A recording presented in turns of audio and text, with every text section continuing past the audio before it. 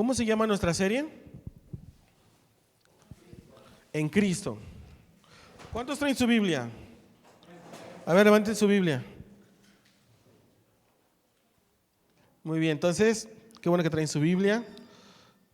Hemos estado estudiando Efesios y hace 8 días vimos que Dios nos ha bendecido con muchas bendiciones espirituales y que para tener esas bendiciones no tenemos que obedecer.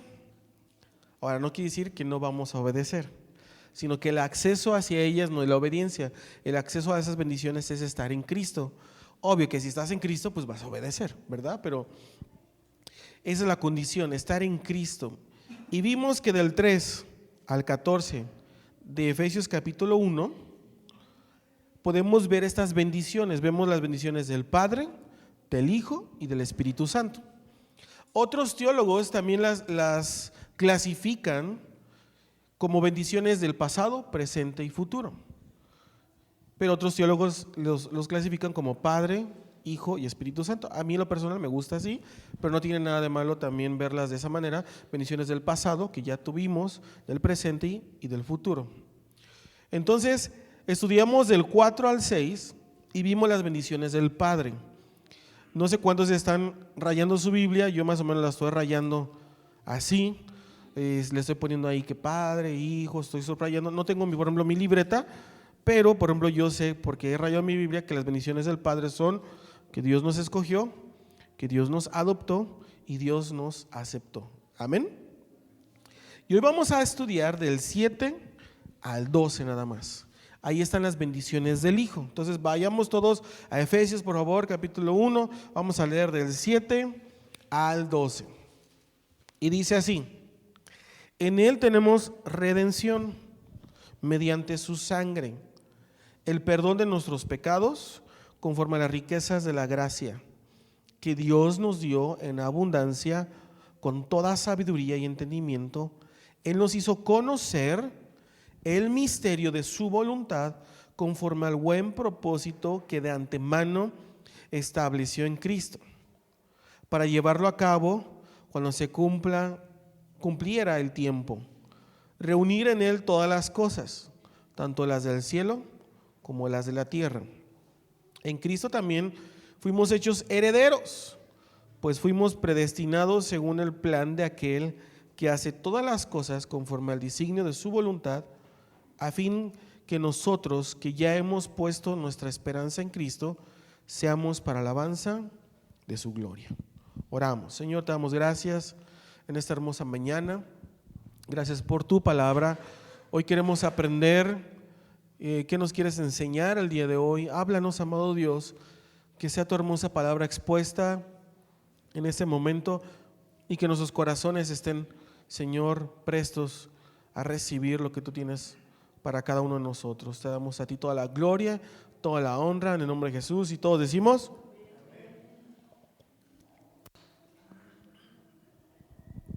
amén. Muy bien. Para los que toman nota, el tema del día de hoy es las bendiciones del Hijo. Las bendiciones del Hijo. Vimos las bendiciones del Padre. Hoy vamos a estudiar las bendiciones del Hijo. Y hemos visto que al estar en Cristo, todas esas bendiciones desde el día 1, tú y yo tenemos acceso. Y vamos a ver igual 3 bendiciones del Hijo. ¿Cuál creen que sea la primera? Ahí de lo que estamos leyendo, ahí está. Pueden decirlo en voz alta, sin levantar la mano. Redención. Les digo que los primeros 3 capítulos es mucha doctrina. Son temas que tal vez hemos escuchado. Somos redimidos, redención, y sí, pero a veces no los estudiamos, no profundizamos. Entonces esos temas van a ser más enseñanza que predicaciones. Y vamos a ver esto, redención. ¿Qué significa redención?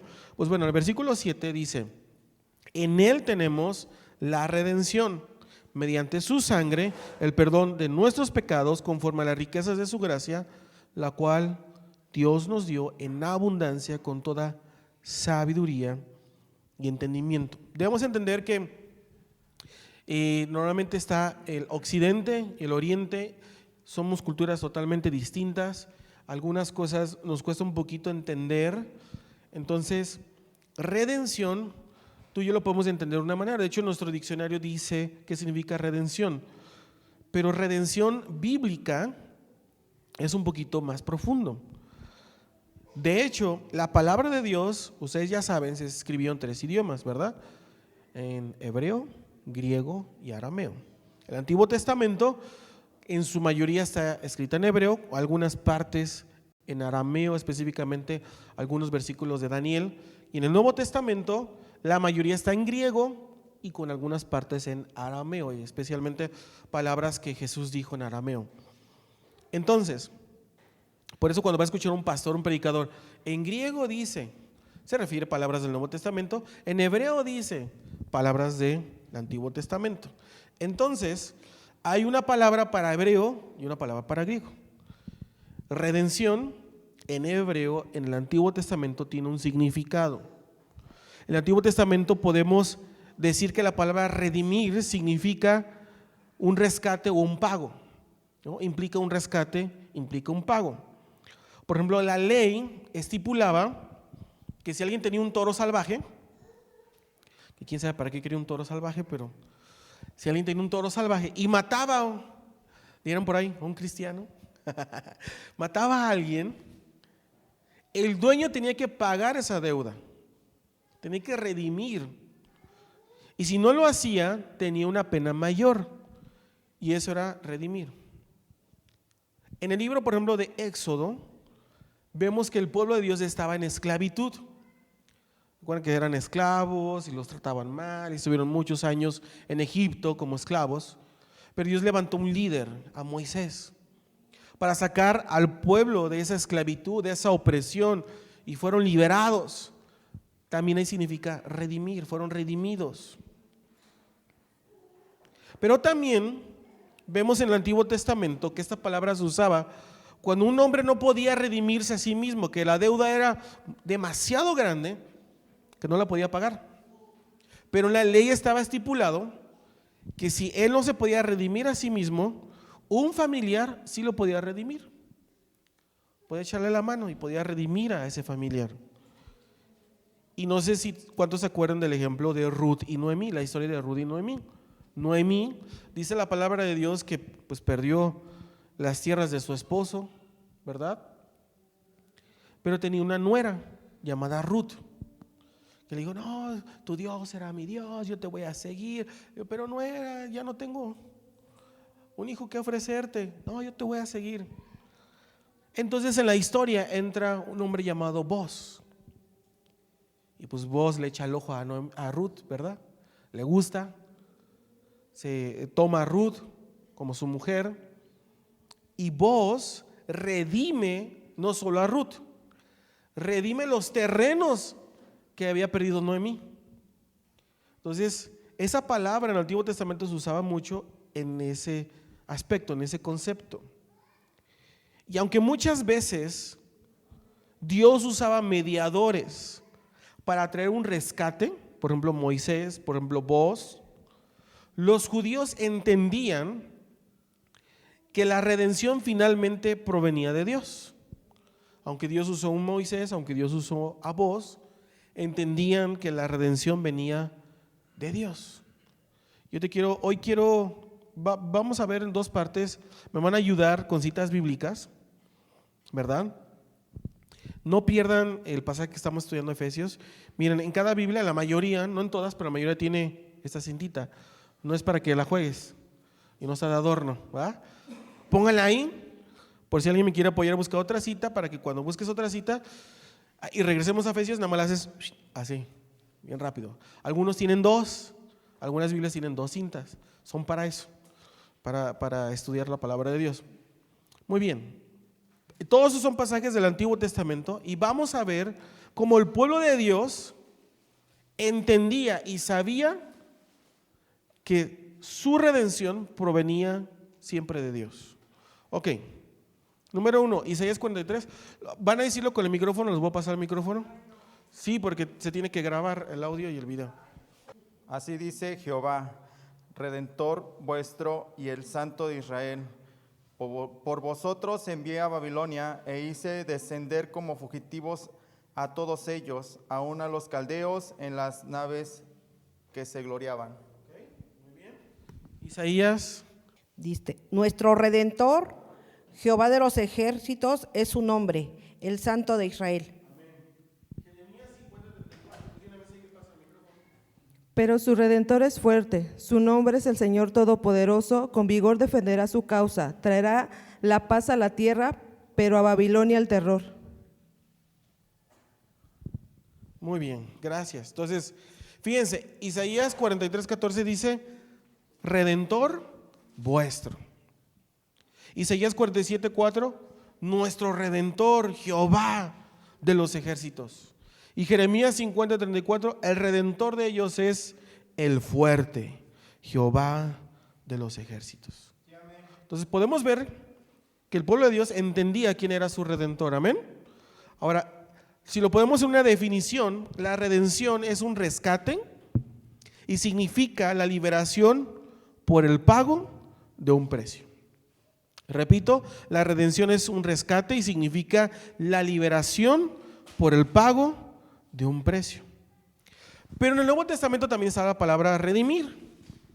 Y la palabra redimir en el Nuevo Testamento se usaba para rescatar a los prisioneros de guerra y también para rescatar a los esclavos. Cuando Pablo escribe Efesios y todas las cartas, vivía en una época donde había esclavitud. Entonces vemos los pasajes y vemos las películas de Jesús, pero había tiempos, eran tiempos de esclavitud. Nada más para darte una idea, en los tiempos del apóstol Pablo había 60 millones de esclavos. Era la mitad de la población del Imperio Romano. O sea, la mitad eran esclavos. Era común que tú podías ir al mercado y no sé, pues quieres hacer una chamba en tu casa y tú podías rentar un esclavo por un día, por 2 días. Y ya iba el esclavo a tu casa y lo que tú le pidieras hacer, lo tenía que hacer. Era común. También era común de que si tenías lana, tú podías no solo rentarlo por un día, por 2, comprarlo totalmente. No, pues yo compro este esclavo, este me late y para mi casa. Era normal. Pero también, en algunos casos, había personas que compraban los esclavos y los dejaban libres. Eres libre. Algunas personas que hacía eso era el discípulo de Juan el Amado. Juan el Amado fue discípulo de Jesús, pero también Juan el Amado tuvo discípulos. En la historia nos habla de un discípulo, no está aquí en la Biblia, pero en la historia de los primeros cristianos nos habla de un personaje o de un hombre de Dios llamado Policarpo. Policarpo era un discípulo de Juan el Amado. Y Policarpo vivía todavía en esos tiempos, él compraba esclavos y los dejaba libres. A veces hacían la cooperación y compraban uno y los liberaban. Entonces, podemos ver que en el Nuevo Testamento alude a los prisioneros de guerra también. Cuando había prisioneros de guerra y se pagaba un rescate por ellos podían regresar a sus tierras, era redimir también. Entonces, si lo puedo poner en una idea ya relacionado con Jesús y con Cristo, Jesucristo por su vida y por su muerte libró al hombre de una obligación, de un riesgo y una deuda que de otro modo él tendría que pagar. Y le libró de la servidumbre y de la esclavitud, pagando el precio de compra de esa libertad que el hombre nunca hubiera podido pagar.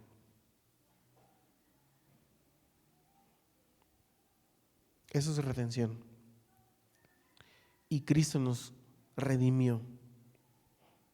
En Efesios verso 7, capítulo 1 dice, en Él tenemos la redención mediante su sangre, el perdón de pecados. Según este pasaje, ¿qué implica esa redención?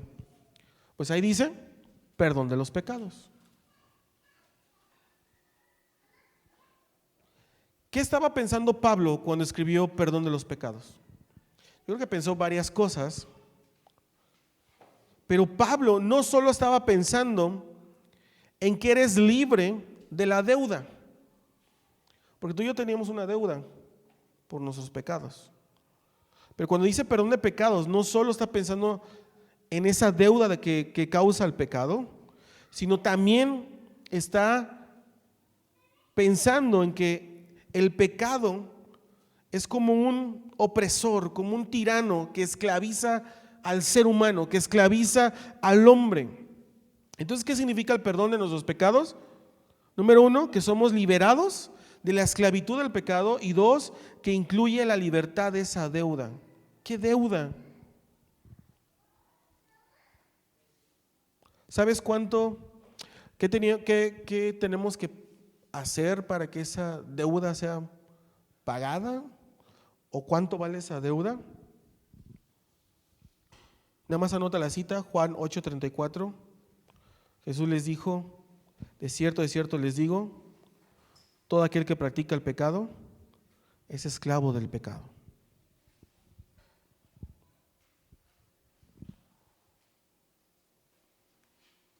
Y Romanos 6:23 dice: porque la paga del pecado es muerte. ¿Cuál es esa deuda? ¿Cómo se tuvo que haber pagado? Con muerte. Pero en Juan dice que todo el que practica pecado es esclavo del pecado. ¿Crees que Dios nos creó para ser esclavos?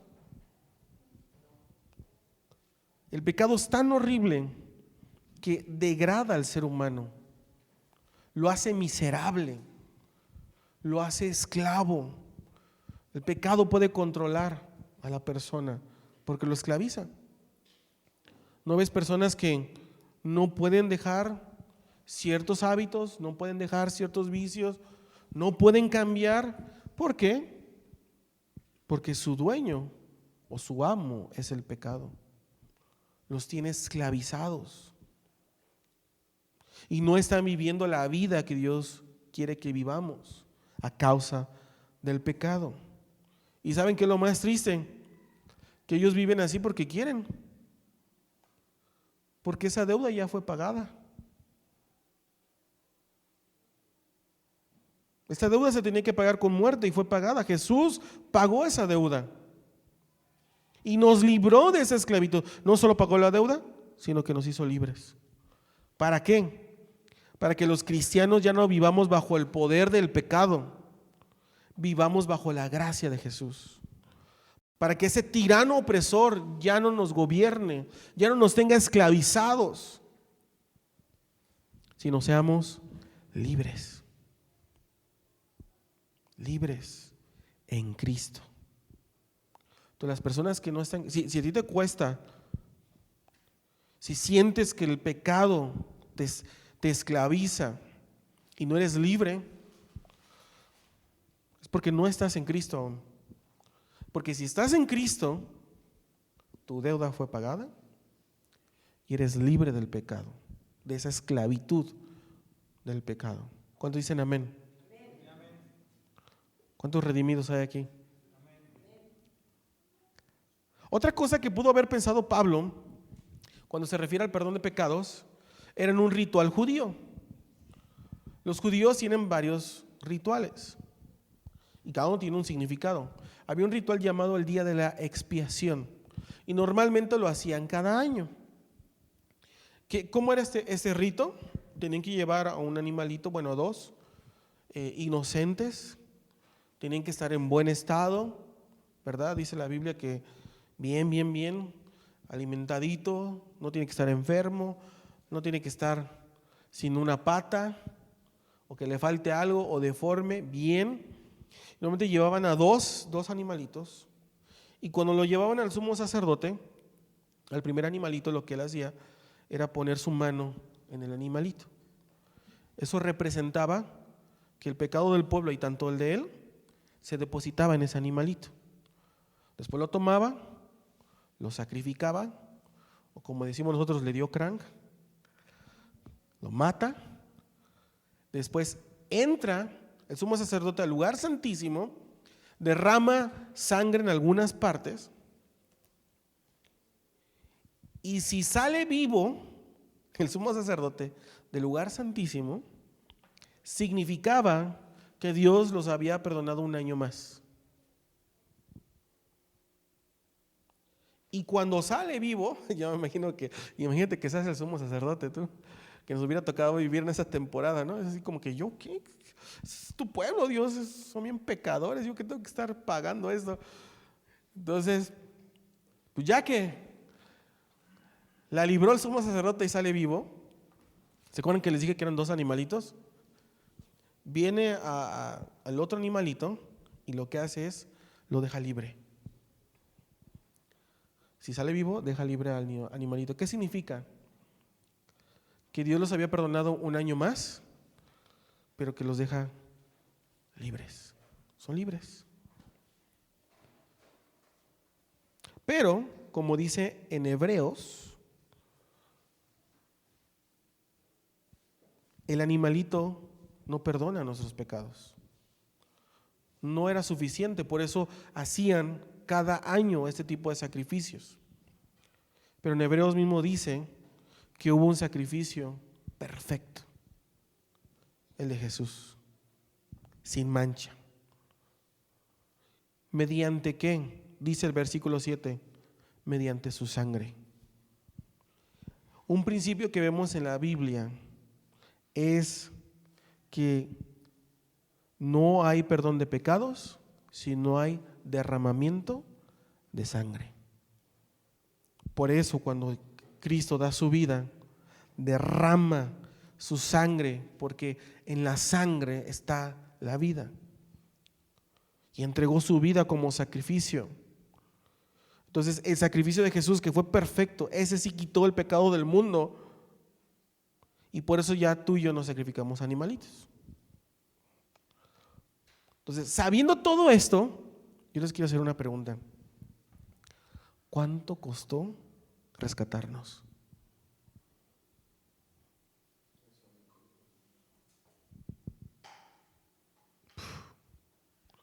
Pues de ese tamaño era nuestro pecado, de ese tamaño era nuestra maldad, de ese tamaño era nuestra desgracia, de ese tamaño era nuestra miseria. ¿No crees que al entender que Cristo, por su sacrificio, por su sangre derramada, nos ha redimido, nuestro corazón debe ser de adoración y de alabanza a Él? Porque ¿qué hicimos para merecerlo? Nada. Qué increíble. Redención. Número 2. ¿Cuál creen que sea? Conocimiento. Ya ven, ahora sí, hoy están bien aplicados, Después me voy a poner a predicar. Conocimiento. Primer regalo que Cristo nos da, redención. Segundo, conocimiento. Ahora, ¿qué conocimiento se refiere? Porque no se refiere a un conocimiento de ser súper inteligente, ¿verdad? Y que ahí tengamos nuestra cabeza como megamente, ¿verdad?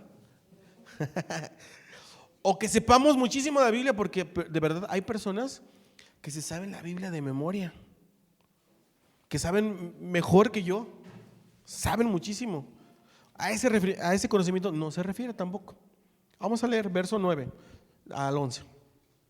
Él nos hizo conocer el misterio de su voluntad conforme al buen propósito que de antemano estableció en Cristo para llevar a cabo cuando se cumpliera el tiempo, esto es, reunir en Él todas las cosas, tanto las del cielo como las de la tierra. Entonces, segundo regalo, tenemos conocimiento de la voluntad de Dios. Podemos conocer el plan de Dios para nuestro futuro. El Evangelio, que siempre hablamos del Evangelio, que son las buenas nuevas, es una revelación del propósito de Dios. Cuando conocemos el Evangelio, Dios nos da a conocer sus propósitos. Dios revela su plan. No crean que Él nos creó y pues a Adán y Eva pecaron y ven la humanidad desenfrenada y a Jesús se le fue de las manos, bueno, a Dios se le fue de las manos y dijo, ¿y ahora qué hago? Y ahí hizo una reunión con sus ángeles. A ver, Miguel, ¿tú qué opinas? ¿Y ahora qué hacemos? ¿No? A ver, Gabriel, también necesito tu opinión. ¿Qué hacemos con esta humanidad? No, pues ¿qué te parece si hacemos esto o aquello? No. Él ya tenía todo eso planeado. Él ya tenía planeado rescatarte, redimirte. Él ya tenía planeado de mandar a su hijo. Pero ¿sabías que las personas que vivieron en el Antiguo Testamento, la mayoría, el 99.9 de las personas, no sabían de esto? No sabían de este plan.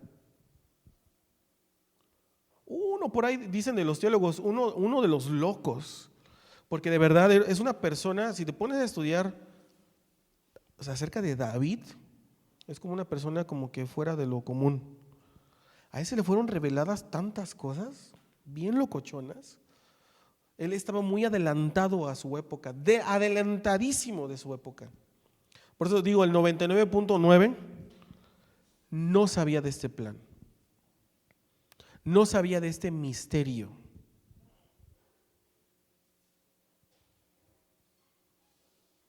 Ahí viene la palabra misterio, ¿verdad?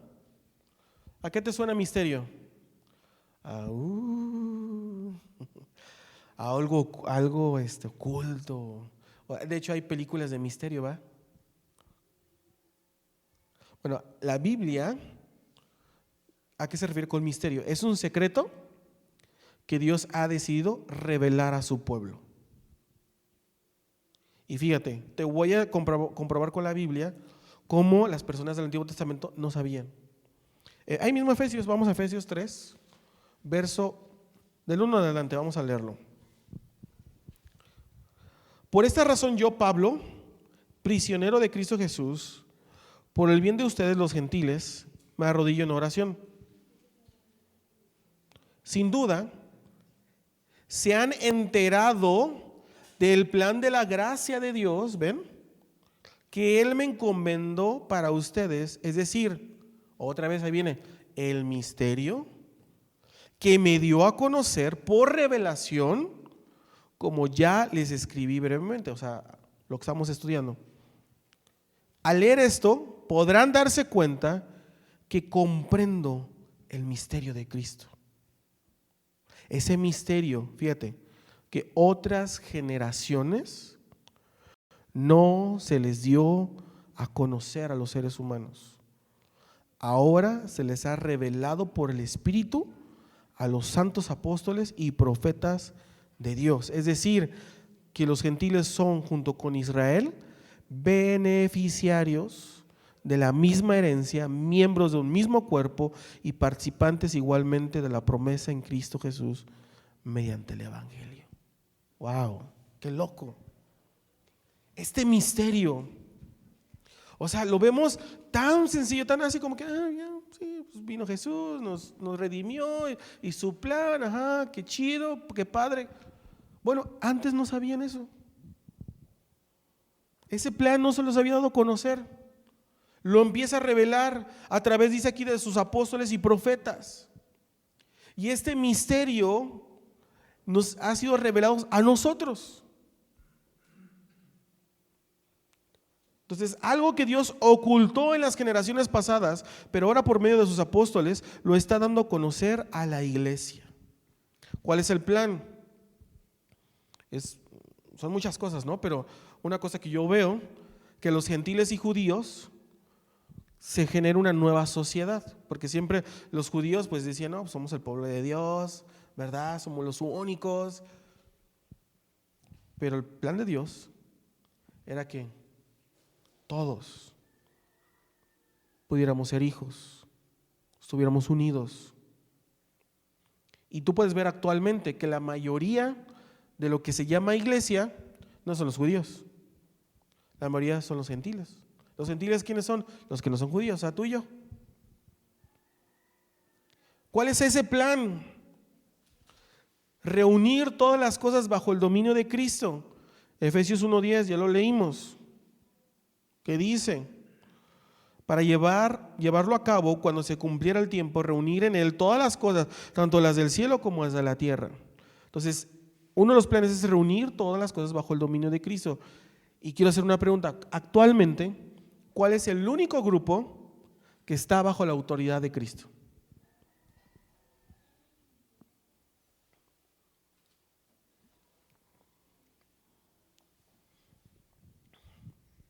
La iglesia. La iglesia. Pero Dios quiere llevar esto a un nivel más cósmico, ¿no? Dice cielos y tierra. Pero, ok, la iglesia es ese grupo. Si lo pudiéramos hacer un grupo más pequeñito, ¿cuál sería ese grupo?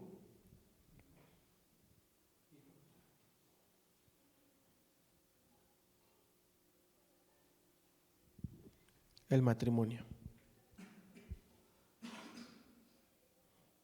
Otro grupo que debe estar bajo su autoridad, el matrimonio. Pero Él anhela que todos podamos vivir esto. Él anhela regresar todas las cosas a su intención original. La tierra como está ahorita no es como la creó Él. ¿Qué lo ha destruido? El pecado. De hecho, la Biblia dice, la tierra gime. ¿Qué ha destruido nuestra sociedad? La familia, los matrimonios, el pecado. ¿Cuál es la intención de Dios? Regresar todo a su diseño original. La familia como Él la estableció, el matrimonio como Él la estableció, la tierra que la vamos a ver, ¿no? Porque eso ya es sobre los últimos tiempos, pero dice la Biblia que vamos a estar un milenio aquí en esta tierra, pero la va a renovar a su intención original. Y ahora sí vamos a ver cómo fue, ¿no? Los primeros tiempos ha de ser, no sé, yo me imagino eso va a ser impresionante, va a ser impactante, porque vamos a ver animales que ahorita ya no están, ¿no? El ser humano nos los acabamos. Va a haber lugares así como que, ay, mira, aquí había ríos, pues aquí había ríos, pero nos los acabamos también. Yo me impactaría demasiado, porque si cuando voy a Chiapas me impacto, voy a lugares de verdad. Luego, una vez tuvimos la oportunidad de ir a Palenque. No, es impresionante. Estas pirámides están en medio de la selva. Luego llegué a subir una pirámide y se escuchaban los monos. Y me subí y veía selva, selva, selva. Y luego íbamos en el carro, y pues no es como aquí, ¿verdad? Que la autopista, pues hay edificios de este lado, edificios de este lado. Íbamos en el carro y había bosque de este lado, bosque de este lado. Cuando íbamos en el carro, brincaban monos de un lado a otro. Entonces le decíamos, mira, mira, ya brincó uno. Y íbamos en la carretera.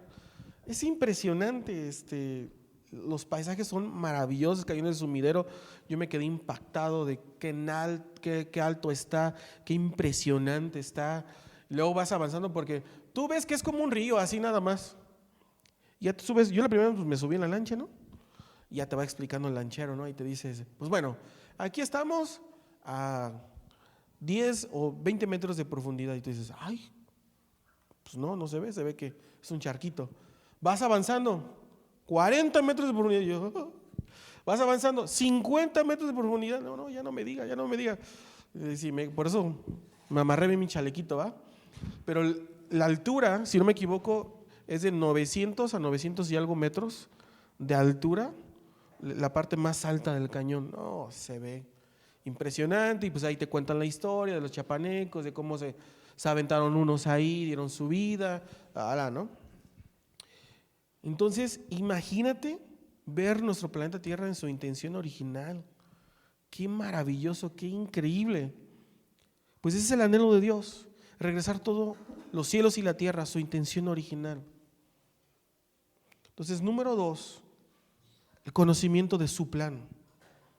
Ese plan de que nos rescató, ese plan de la iglesia, ese plan de que seamos solo uno, y ese plan y propósito que cada uno de ustedes tienen.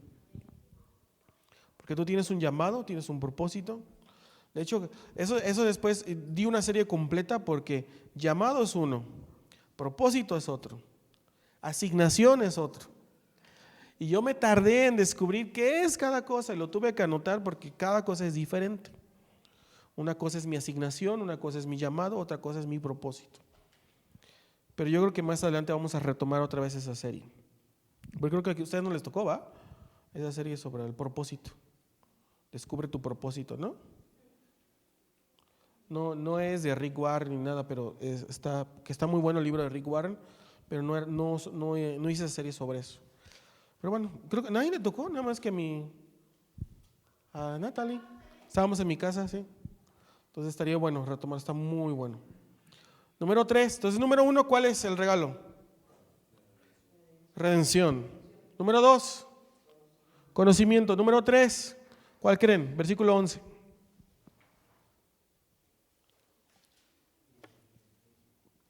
En el 11.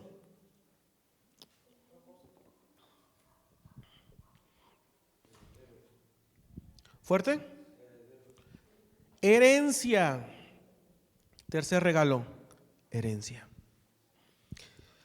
En Cristo también fuimos hechos herederos, pues fuimos predestinados según el plan de aquel que hace todas las cosas conforme al designio de su voluntad, a fin de que nosotros que fuimos los primeros en poner nuestra esperanza en Cristo, seamos para alabanza de su gloria. ¿A qué se refiere esto? ¿A que nosotros recibimos una herencia a través de Cristo? ¿O a que Dios a través de Cristo nos ha hecho su herencia? Son dos cosas distintas. Porque los teólogos dicen una, dicen otra. Yo creo que son las dos.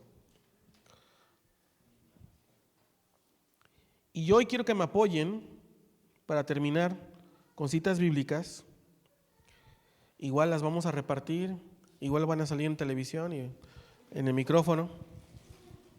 Romanos 8:17, ¿quién le tocó? Dice: y si somos hijos, somos también herederos, herederos de Dios y coherederos con Cristo, si en verdad padecemos con Él, a fin de que también seamos glorificados con Él. Amén. Gálatas 4:7.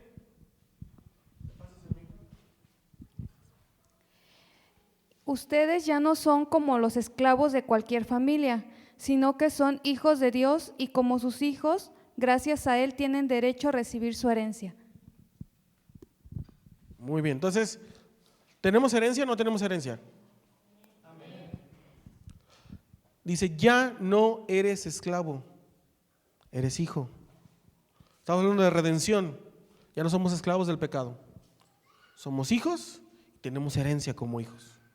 Y somos coherederos con Cristo. Ahora, una pregunta que yo me hice, ¿y cuál es esa herencia? ¿No? ¿Cuál es la herencia que me toca? Porque yo creo que, no sé si a algunos les ha tocado una herencia aquí en la tierra, o van a dar. Pues es bonito cuando toca una herencia, ¿sí o no? No, pues que resultó que apareció un terreno, ¿no? O una casa, o una cuenta por ahí que tú la recibas, no, increíble. Dices amén, gloria a Dios. Pero es difícil dejar una herencia, ¿sí o no? Porque estás trabajando y no, yo quiero dar herencia a mis hijos. Y es padrísimo que dejes herencia, está bien, no tiene nada de malo. Pero ¿qué herencia nos da Dios? Porque podemos decir, ¿no? Pues paz, vida abundante, tantas cosas, ¿verdad?, que hay en la Biblia, prosperidad, no lo sé. Pero hoy quiero solo mencionar dos, y para mí las más importantes. Bíblicamente hablando, ¿cuál es nuestra herencia? Entonces, la primera herencia la podemos ver en Primera de Pedro, capítulo 1, del 4 al 5. ¿Quién la tiene?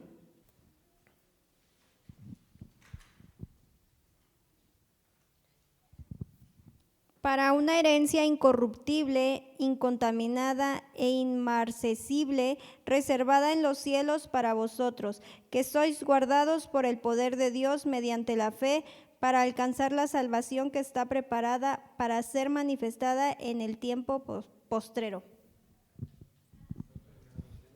Primera de Pedro, capítulo 1, 4 al 5.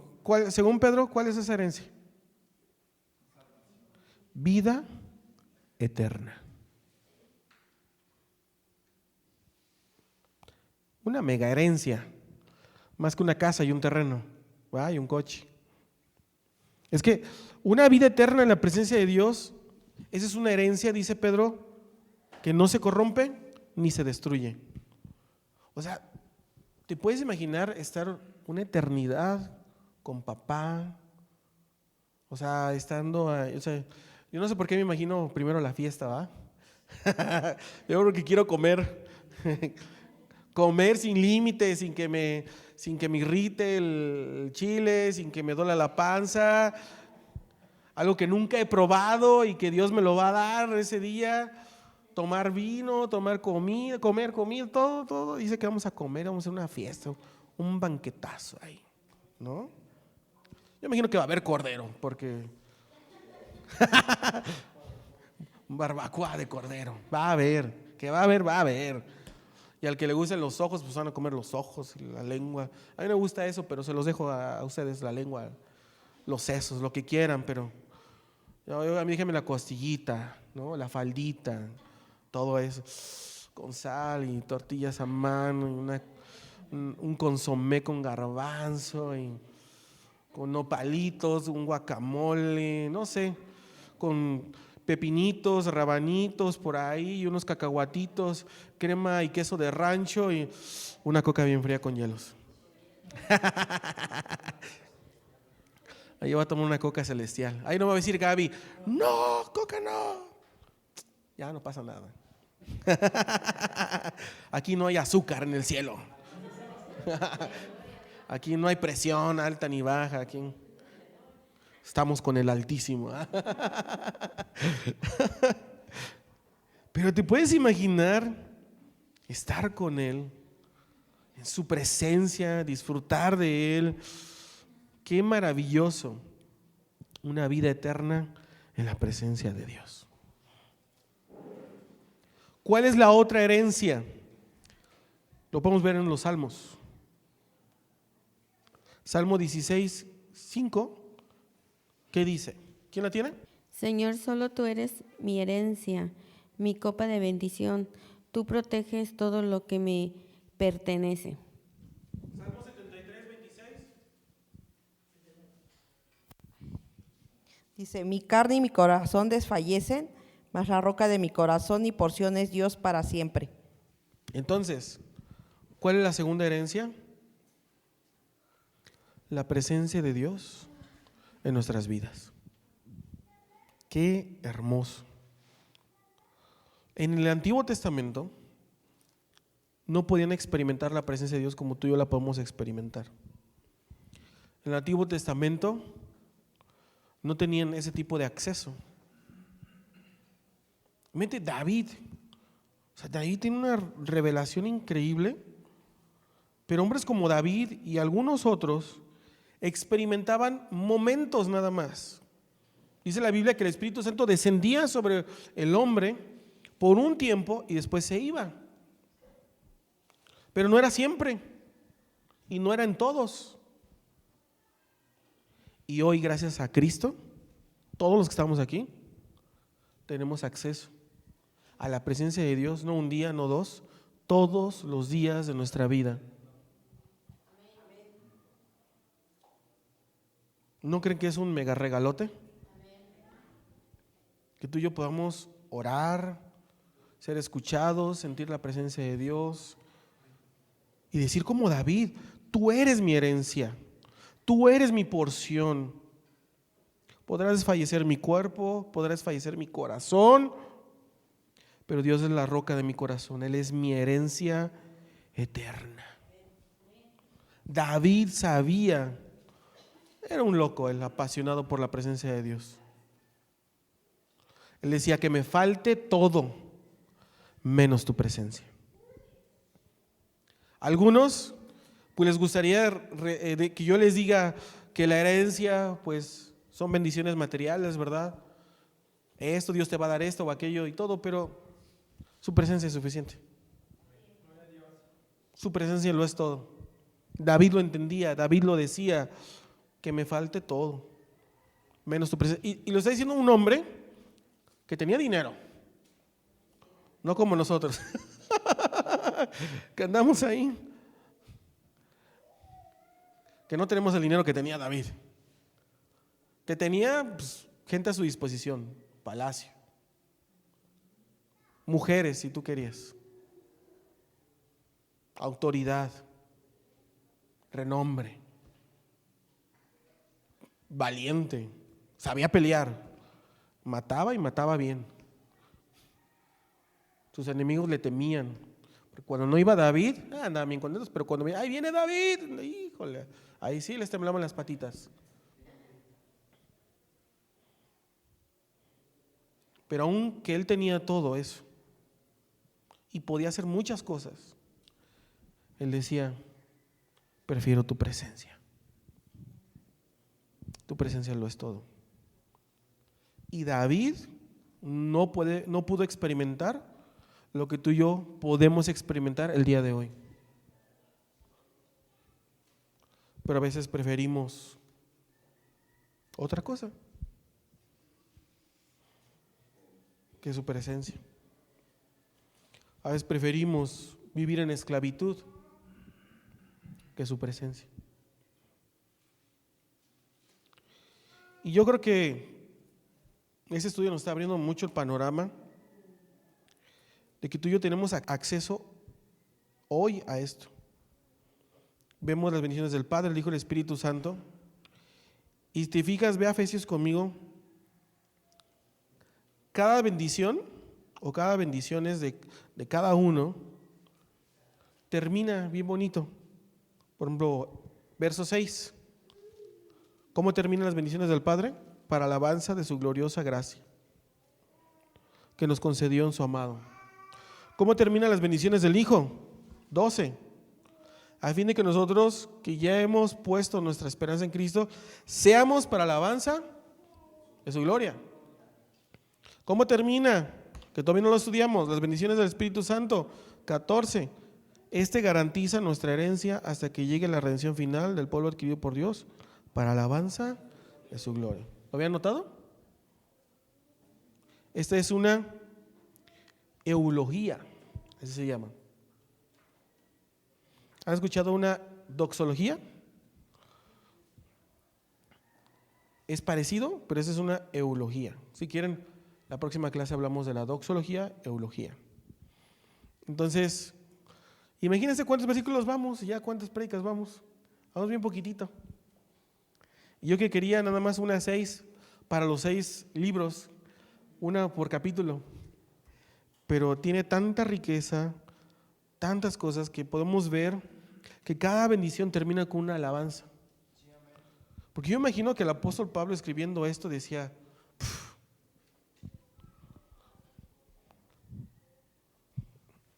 tengo que adorar a Dios, tengo que alabar.